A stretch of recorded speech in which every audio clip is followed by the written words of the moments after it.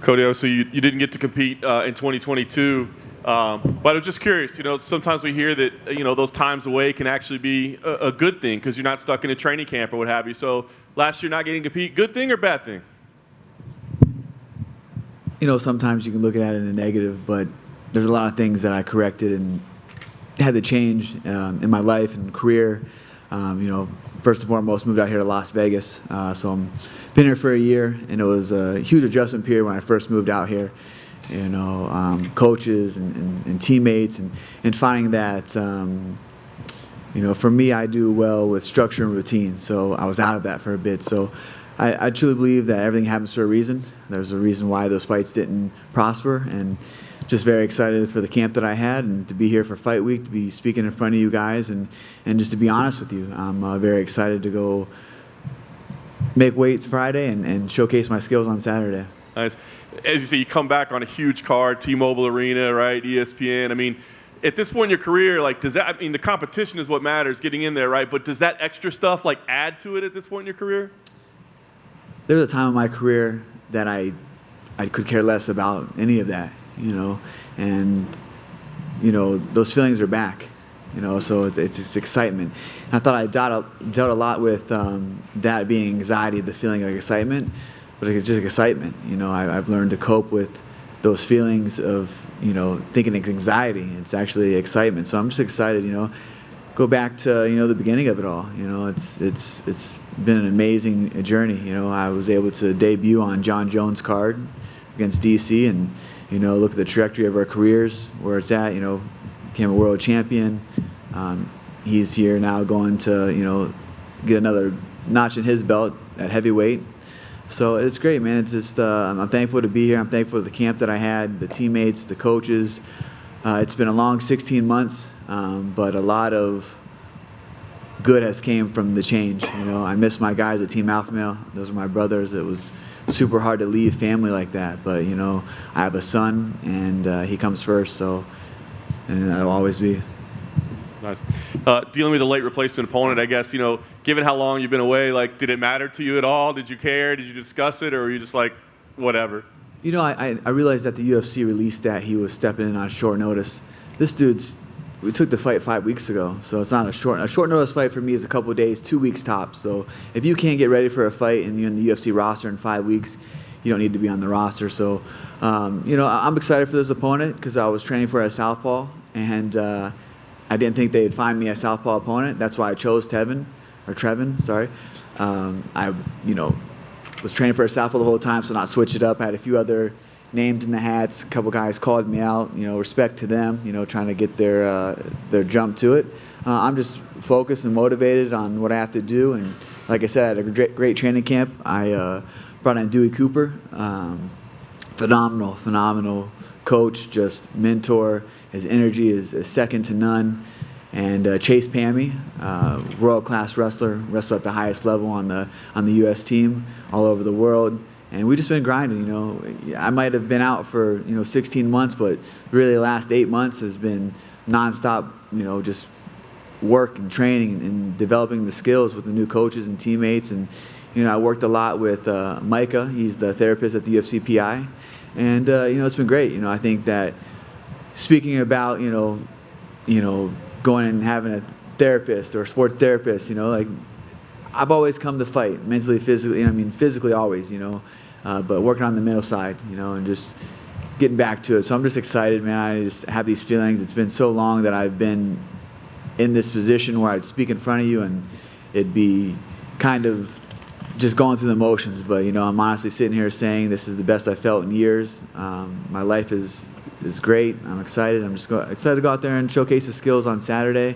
And I'm a former world champion, so I have that going on, and I'm looking to rebound from the skid that I've been on. I understand that there's ups and downs in life, but just keeping the balance, and that's what I've been doing over the last year or over. I just need some momentum. Take momentum in this life and this career. You saw what momentum did in 2016. Went from unranked to world champion, and that's all it takes is one fight at a time, and it's a snowball effect, and I'll make it back to the top. Nice. Last thing for me, I guess given that, right? Like, it sounds like you're in a really good place mentally and physically, and like, you've been a world champion before. I mean, I know every fighter wants to win every fight, but like, is there any added importance on the result of this fight, or is it more about just going in there and, knowing that you were at 100%, knowing that you did your best?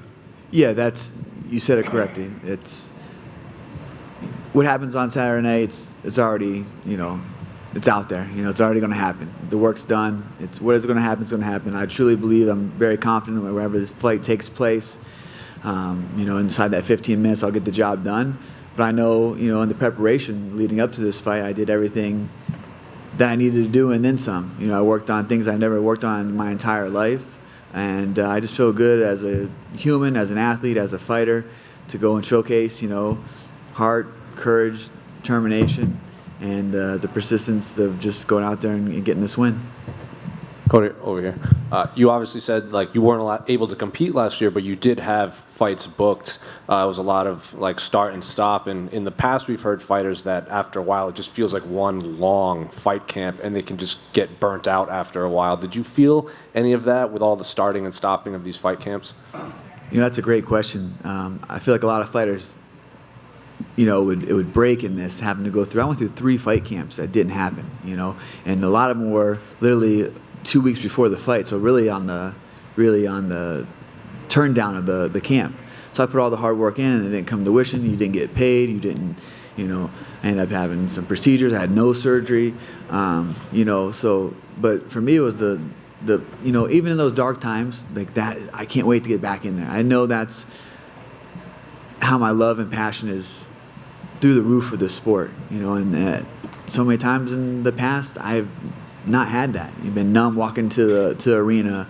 You have 20,000 fans going crazy to fight, and you just have no feeling of numbness. But now I have the feeling of excitement, and I'm just excited to be in there, get in there and fight. I've worked so hard. I've honed my skills, mentally and physically. So I'm just excited to go in there. 3 fight camps. I'm finally get to go in there and showcase all the hard work me and my coaches and everyone that's helped me, through the transition period of my life has done.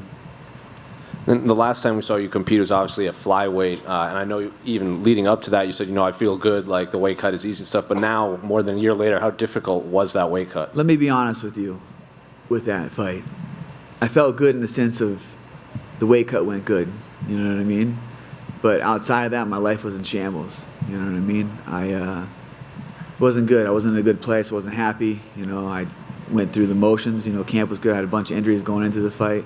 These all sound like excuses, but I sat there and said, oh, I feel great. I feel great. When I tell you this, I feel great. I feel awesome. I had a great camp. I truly did this fight, and I'm just excited to go out there and perform. I'm a performer. I'm an entertainer. I'm a performer, and I'm just excited to be back to this position, this energy, this love. I guess you can call it passion for this sport. I mean, it's not fun. I don't think fighting is fun at all, but I enjoy it. I think I really enjoy it. Fun comes and goes. Just like motivation comes and goes. You have to be driven. So just been enjoying the journey, the ups and downs. It's through the dark times you have to have the light. And the light is I know that I can turn this around with one fight.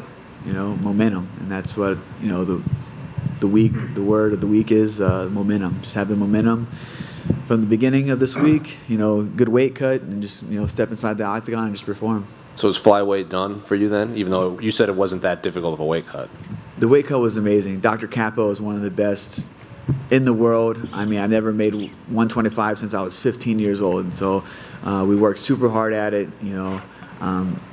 I felt like I let him down in the performance, what I mean? But my mind wasn't there. I was walking to the octagon just numb, not like, fuck, I gotta go fight now. Like, man, not because the weight cut. The weight cut felt good. I could do the weight cut 10 times over. I felt good at 25. And I just tell you, my life was not where it needed to be at, you know what I mean? So, I was in limbo stage with a lot of it, and moving out here, and just changing things that I needed to change. We have a career. Ended up getting divorced. Before my fight, selling the house the week of my fight. I have a son that's was 3 years old, 4 years old at the time. I come from a split family. I didn't want that, but we had to put our career on for life. I had to do some life changes. Thankfully, me and my ex-wife were, great co-parents, doing amazing. Kai is just so blessed. He turns 5 next week. I'm so thankful for him and what he's brought into my life. And sometimes you just go separate ways. But I had a lot going on in my personal life. I think a lot of people don't understand, or that we're still humans at the end of the day. We still battle with things that regular humans do. We just have skills that put us I guess some people put us on a pedestal, but at the same day, we tie our shoes the same way and deal with the same personal stress and things that go on in life. It was finally to be able to handle that and move forward. And, she's happy and I'm happy and our kid's flourishing. And, I feel like, my life is, set on what I needed to do. And that's focus on my career, focus on being a father and being present for my son and providing for him. And last one for me, I'd be remiss, I have to ask, what did you make of TJ Dillashaw's last fight?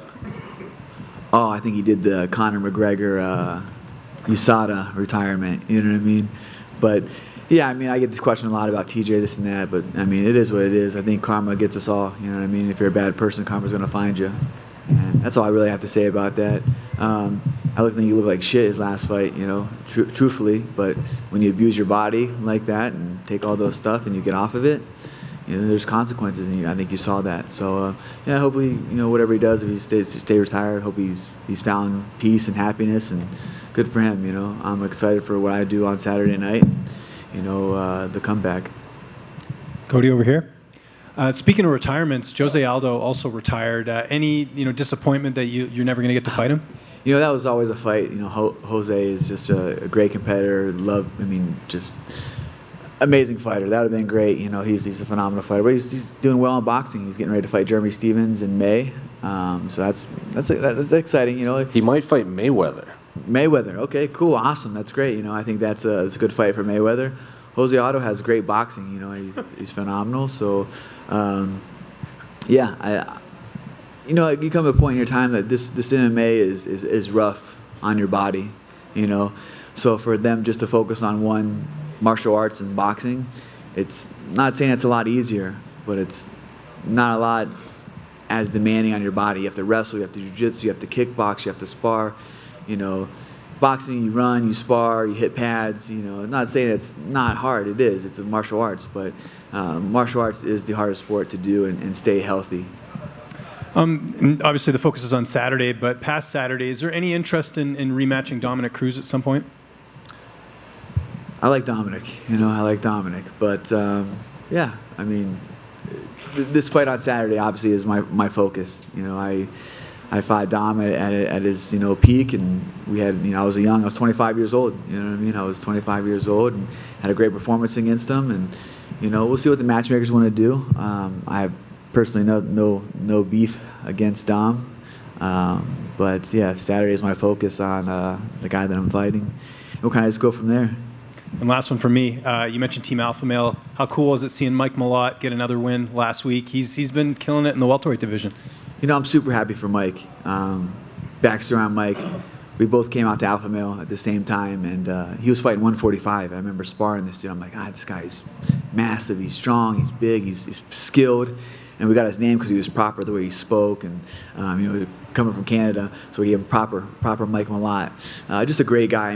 Honestly, such a good human. I'm so happy for his success, and I just knew that he took some time off. He took like 4 years off. He actually helped me out. He cornered me. He would coach me for a few of my UFC fights, and actually it was one of the fights, I think the Kai fight, maybe before, that he decided that he was coming back to fighting. I was like, hey man, I can't take that from you. This is your years. Go get it. So found a new coach, but I'm thankful for the time that he gave me, the skills, and we had a great time. We had a good fight with Rafael Sunsao. He trained me basically the whole time for that. But like I said, I'm just super excited for him. He had a great performance. I just spoke to him last week. That was a flawless performance, and that kid is good everywhere. He can wrestle, he can grapple, he can strike, and he's just. I think that he's going to be a very dangerous person in that welterweight division. Hey, Cody. I just wanted to know what went into the mindset of moving to Vegas. You've cross-trained at a bunch of really big gyms, really popular gyms. what went into the decision to move to Vegas and kind of go with Dewey and go with Extreme Couture? What was the mindset? Why did I leave Sacramento? Yeah, just like why choose Vegas? Well, so my ex-wife is from Vegas, so we agreed to move here, split custody of our son. There's nothing for her in Sacramento. Our family, friends are here, and I can't be selfish to keep her there, and I damn sure couldn't be far from my son. So, it made it work, but it was tough. It was a tough transition for me, but I'm grateful for Dewey Cooper, Chase Pamming, Eric, Giff. All these guys helped me out in the beginning to help out. But I'm a creature of habit. I do really well in structure and routine. So, like I said, there's a reason why probably 16 months was out and those fights didn't happen. But I truly believe I have the best camp that I had in my entire career. I truly believe I'm the most well-rounded martial artist that will grace this octagon on Saturday. And you talked about fighters being human. How do you drown out all of the doubt and the fans and analysts saying that like you're done, you don't have a chin anymore, how do you drown that out? Yeah, for me, honestly, it's always been like that. I've had doubt my whole entire life. You know what I mean? Since I was born into nothing. Dirt. My mom was a single parent. Raised us, so we weren't supposed to make it this far. So I just keep proving everyone wrong and just staying humble, doing what I need to do is just go in there and train every day and get better and understand that that it happens. It's a fight. There's a game of inches. Sometimes you might get caught and luckily I had I was 11-0 world champion, 25 years old. I truly believe that I still have a lot of fight left in me. As long as the passion and the hunger is there, I don't see any sky as the limit. Thanks, man. Over here, Cody. You made a comment. Obviously, been in Vegas for a year now. Hopefully, that's going better for you. I'm kind of curious if you have any favorite spots in town to eat, gamble, anything like that. Yeah, actually, I don't gamble. Never was lucky with that. Even playing like Texas Hold'em when I was younger, I always turned in like fist fights with the friends. So yeah, I don't gamble, thank God. I got a few good spots. There's a nice coffee shop, mom and pop shop. Lovely couple owns it. It's on 7 Hills. It's called True Brew. It's an organic coffee place. They make like homemade pastries. I haven't been there in a while. Sorry, guys. I was a regular, but obviously, you got to sacrifice a little bit. I like the Yellowtail at Bellagio. That's a good sushi spot. And then Carver at the Resort World. I go there a lot. I take my mom and family and friends when they come out when I can eat. So there's a plus to Vegas for sure. There's a lot of good food restaurants. I wasn't a big fan of the Vegas move, but I don't drink. I've been sober for almost a year now, so it's I don't go out clubbing, do nothing like that. So I just I think you can get into those bad habits moving out here, but luckily I didn't have any bad habits when I moved here, so I don't start any now. Awesome. And you made the comment earlier. Your debut was on a John Jones card, and here you are, fighting again on a John Jones card. Kind of curious, just your opinion on the Jones Cyril Gane fight. Yeah, I'm super excited for this fight. I think John Jones is one of the greatest martial arts of all time. Just no matter the layoff he has, no matter what he's going through in life, he always finds a way to be John Jones. And Cyril Gane is a phenomenal fighter. I really liked his style and the way he fights. I'm excited for this. I think that even with the layoff, I think John Jones wins this fight pretty handily. I think that John Jones is a different breed, and he shows up when he needs to, and I'm excited for him to put another notch in his belt and go up and get a heavyweight title and really solidify himself as the best martial artist of all time.